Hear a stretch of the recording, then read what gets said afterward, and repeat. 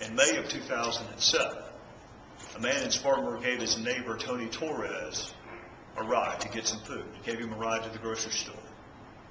A week later, Tony Torres entered that kind neighbor's home at night under cover of darkness. He beat the neighbor to death with a hammer. He beat the neighbor's wife to death with a hammer. He then raped his neighbor's wife and doused both of their bodies with gasoline.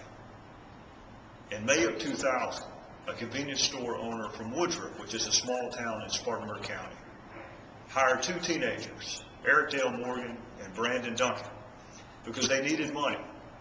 They wanted to go to the prom. They wanted to take their girlfriends out on a date, so they approached the owner of this convenience store and said, "Can you give us a job?"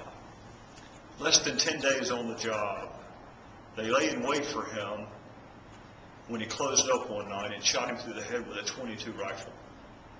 And then they dumped his body in a wooded part of Spartanburg County. I tell you those two things because Washington really could stand to listen to prosecutors and law enforcement as they wage the war on terrorism. Because when you're dealing with sociopaths that have no sense of right and wrong, that are oblivious to the consequences of their actions, then you know that a law library and access to legal counsel and discovery and all the other things the current administration and the Department of Justice want to afford terrorists is not going to change the way they view us. You don't fix hatred by giving a lawyer.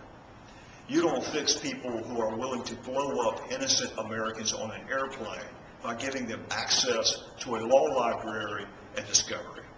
So what I would ask the people in Washington, the current administration, the current Department of Justice, and frankly the current Congress, is talk to prosecutors and law enforcement officers who see evil every day, who see sociopaths.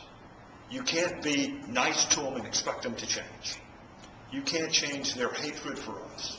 The overarching obligation of the federal government is public safety and national defense.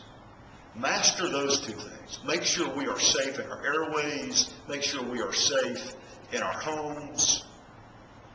Do what you took an oath to do.